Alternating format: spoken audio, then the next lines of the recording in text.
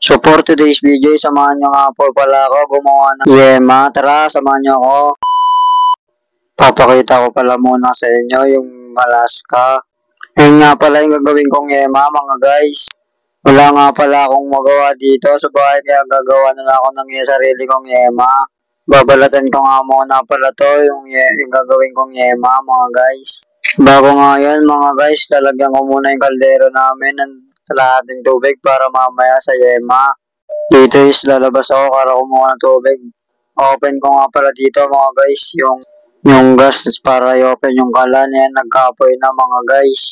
Babalatan ko nga pala dito yung lata ng condense. Nga pala guys, malapit na natin ma-hit yung 500 followers. Kaya ano pa hinihintay nyo? I-follow nyo na ako mga guys. Balik tayo sa usapan mga guys. Hirap nga pala ako mabalatan yung lata dito ng condense. Binasabasa ko pa yan para matanggal yung sticker ng lata. Ayan na, pinas-forward ko na. Lalagay ko na sa kaldero na may lawang tubig. Yan na, open ko ulit yung apoy para mapakuluan na natin yan mga guys. Kasi masarap tong gagawin ko, yema. Bayahin nyo na lang ako guys, huwag wala akong magawa. Kukulo na guys. Pakita natin yung camera mo. Tijak lang. Hindi pa masyado kulo yan. At mga guys, kumukulo. Sobrang init, baka okay na yan. Ibuksan mo na. Hanguin na natin gamit kamay. Tijak lang guys. Patayin na natin, bilis, patayin mo na.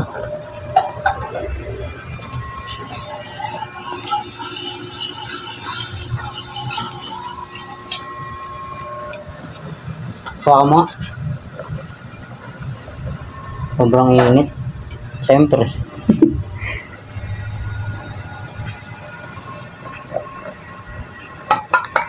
Yun na mga guys, pinapakulo na lang namin ang gusto para maging yema talaga to. Sorry mga guys, gains the light pala. Pressure nga yung ginamit ko. Tagal naman yun. Buksan mo. Tumatagos ba? Ganun ba yun guys? Hindi ka na. Yun na mga guys, kulong-kulo na talaga siya. Di pa namin alam kung yemang-yema na talaga itong ginagawa namin sa lata na to. Sa kondensada na to. Yun na mga guys, password tayo. Papatayin na pala namin yung kalan. Titignan namin kung naging yema na talaga to. Dito pala mga guys, naglalagay na ako ng yelo dito sa mangkok na may tubig para di mainit tawakan yung lata ng magiging yema namin ginagawa. Dito nga pala guys, busy yarn. Kasi busy ako dyan. Naglalagay nga pala ako dito ng yelo sa mangkok na may tubig. Yun guys, nalagyan namin yelo yung pampalamig ng Alaska. Ayan na siya.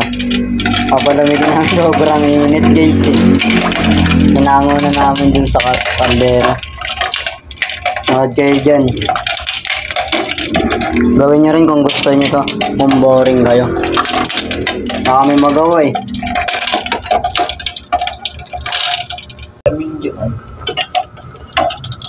Maghugas naman kami ulit. Guys, daming hugasin eh. Ang init pa pala, nawakan ko.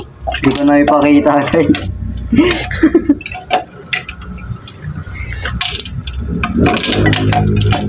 Hawakan mo. Malamig na tayo. Hawakan mo. Malamig na.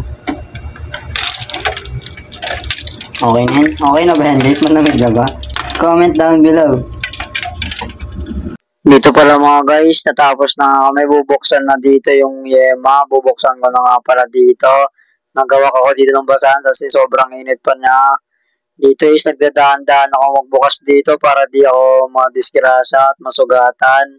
Di ko na pala maipapakita kung naging yema talaga to. Abangan nyo yung part 2 na itong yema namin mga guys. Yun na mga guys, kita-kits sa susunod na yema natin na episode na to. Hintayin nyo to. Don't forget, share and follow. Bye!